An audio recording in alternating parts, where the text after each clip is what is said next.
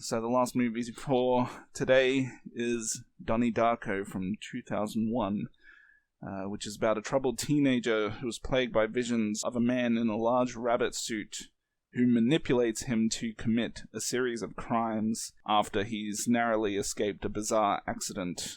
And the movie has a whole time travel element to it as well. To be honest, this is a movie with a plot that's kind of run really out of control. It's there's a lot going on in the movie. So for me to kind of explain it all, it'd just take too long. So I'm just going to leave it at what I just said. The fact that the movie just has so much going on in it, I will admit that I probably don't fully understand 100% of it. Though, despite that, that doesn't affect my enjoyment of the movie at all. I actually really, really, really love the movie. And I think it came at a time when, I was more or less around the same age as Donnie Darko when I watched this movie. Back in, 2001, 2002, when I think it was 2002 when I actually saw the movie, because that's kind of when it was getting released everywhere. It's got a lot of good actors in the movie as well, some veteran actors, and also some young, up-and-coming actors who eventually, Jake Gyllenhaal's obviously had a impressive career by now. And the music in the movie as well really stands out and is used quite well throughout the movie, despite the fact that there are a couple of different cuts of the movie out there, and some of the different cuts change the type of songs being played throughout, which is tough to deal with when trying to choose which version you want to watch. What did you think about this one? Because you only saw this for the first time just recently, didn't you? Yeah, in fact, I believe I finished it about 5 minutes before we started talking. So it's me cutting it short again. Well, do you actually look at the runtime and look at the show and you're like, yeah, I can just squeeze this one in? Well, the funny thing is, I actually thought this movie was an hour and a half. So when I finally started the movie, I'm like, oh shit, this is like a 2-hour movie. So I had enough wiggle room to make it work, but that was a tight fit. I'm a lot tighter than anticipated. This movie, I'll sort of say what Chucky said. Like I haven't seen this until today, and there's a lot of things I don't understand. I tried reading just a quick quote-unquote explanation from some like blog site, and I feel like I have a somewhat better understanding of it. But it doesn't really impact my enjoyment of the movie. I thought many of the characters were interesting in almost like a slice of life type way. You have like a English teacher who wants to try to teach a different way than what the academic principal wants, and you have an Asian student who wants to be popular and somewhat more liked than she is, and she has her own secrets going on, and there's just a lot of small moving parts in this movie. Some of them, add up to something great, and some of them don't necessarily. I mean, even the motivational speaker guy, I hated that guy. Even before we find out about him, I hated that guy. And the do-gooder gym teacher, I know the actress, but I don't know where I know her from. But she gets killed in Child's Play 2. Oh, hey, she does, doesn't she? Yeah. Yeah. So that's it's a surprise. She does a great job as in my opinion, very unlikable, character. Sometimes I doubt your commitment to sparkle motion. Yeah, that's a bit over the top at times. But that's okay if she wants to go and defend child molesters. That's her business. But and still claim to be the Christian morality. But she was one of the many more questionable characters. And there's a lot of characters in this. I don't know, just even if you don't understand the whole time travel, it's not even necessarily time travel, but if you don't understand all the implications from the finale of the movie, there's still a lot of things in the movie to appreciate. And even though the movie is like an hour and 55 minutes, I don't think there was ever time when I felt disengaged. I was consistently wondering what was going on. I was wondering what was, where this movie is going. I had no idea. All I knew about this movie was that there was a guy in a Barney suit and some kid who was messed up, and that's pretty much all I knew. So I'm happy that I went into this with, I didn't know it was going to be anything about time issues or anything like that. So I'm happy I went into this not knowing much, because even though I didn't necessarily understand everything, it did take me for quite a ride. Do you happen to know which version you watched? I know you know the kind of roughly the runtime. I can't remember off the top of my head if the theatrical version runs that long, or if, because there is like a director's cut version that's got Blu-ray releases, and it actually provides more detail than what the theatrical one did. Yeah, so I'm suspecting, I read a little bit about this. I'm suspecting I didn't see the one that explained a bit more. I think it goes into the book. I think it's the philosophy of time travel. I think it goes into the book a bit more. It may even deal with chapter titles and such. Yes, it does. And yes, and that's something that I did not experience. I'll be entirely honest. Even if I did, I don't know if I would have understood any about it, because we're talking about some pretty deep stuff here. This is, I'm not necessarily uneducated, but this is, whenever this type of stuff pops up in movies, even like the butterfly effect, it takes a little.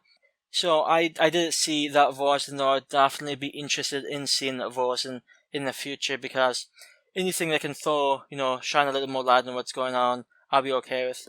Yeah, the director's cut, it actually does give some pretty good extra info.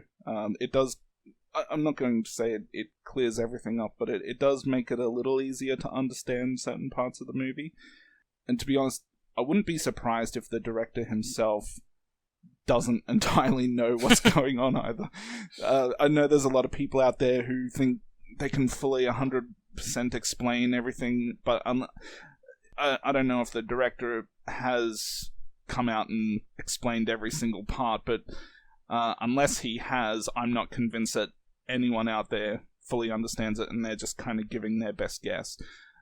But with that being said, the difference between that theatrical and director's cut, I tend to watch the director's cut just because it has all that extra stuff in it and some extra scenes, but then there's also, I did watch the theatrical version quite many times before, and like I was saying, there is some differences in music, and so it's always a tough decision which one to watch, but I always have to go with the director's cut, I think, just because it does make the movie a lot easier to understand.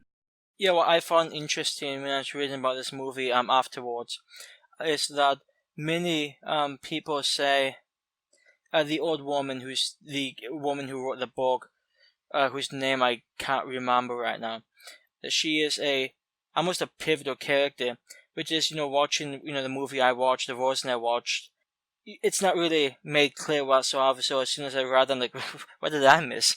And, I probably missed a great many things, but then again, if you're watching this for the first time, there's only so much you can take in at once.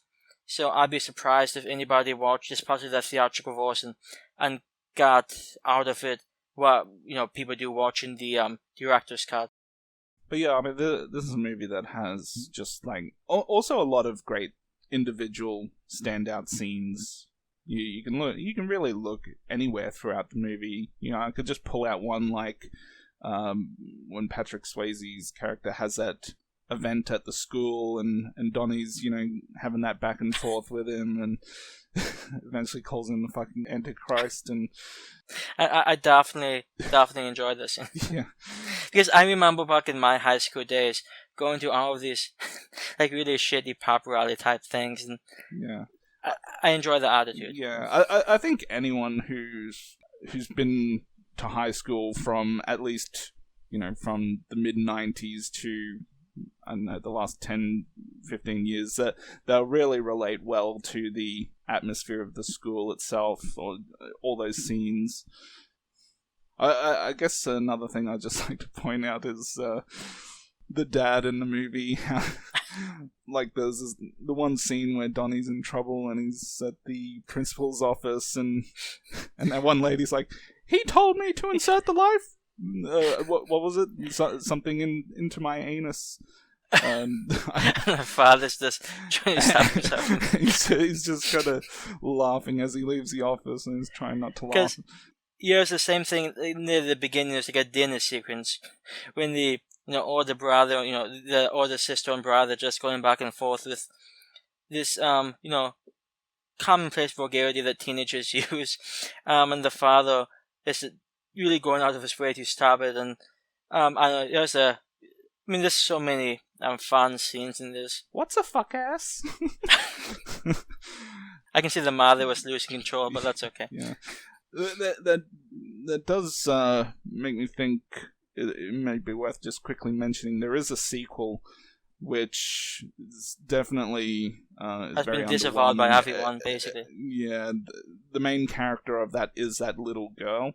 And, well, to be honest, I've only seen the sequel once, and even though it's definitely nowhere near as good as this movie, and probably not even, I wouldn't even call it anywhere near a good movie, I think I need to watch it again, just to see if there was anything to redeem from it.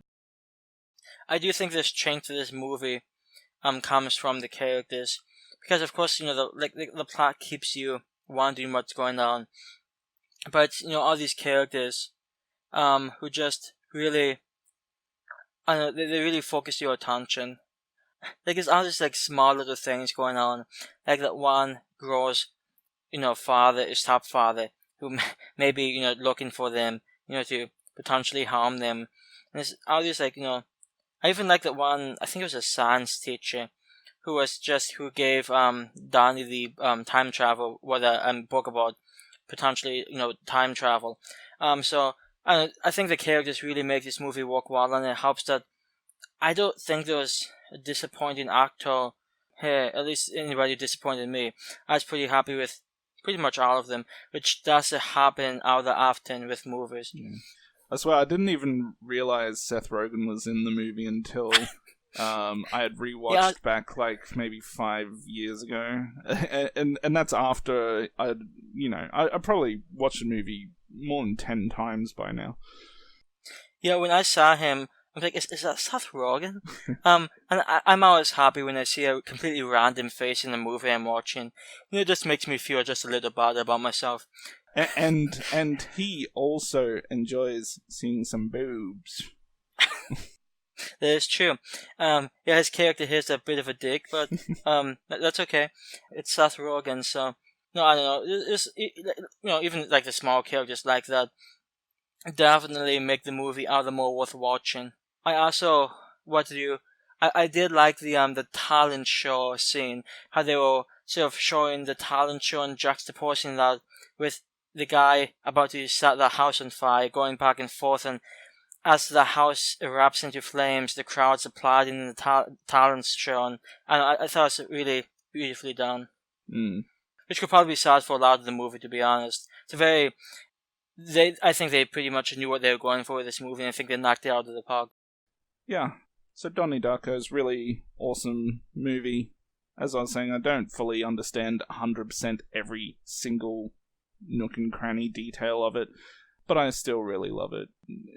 It's a really original movie, well acted, lots of good characters, well suited music, just has a whole bunch of great scenes, and I give the movie a perfect 10. Yeah, I probably understand maybe 15% of the movie, but I enjoyed pretty much every minute of it. Music I enjoyed, characters I enjoyed, the confusing plot, I enjoyed, and I don't know, there's a lot going for this movie. And it'd be nice to maybe understand more of what's going on, more about the tangential timelines and such, but I really enjoyed this, and the fact that I didn't understand some of the major going-ons didn't really impact it for me. I would give this probably an 8 out of 10. Well, I think the more... I'm sure you'll rewatch it again at some point, whether it's a year or 5 years, but I will say I'm sure you'll understand more of it each time you rewatch it, because that's what I did, and that's even before the director's cut version.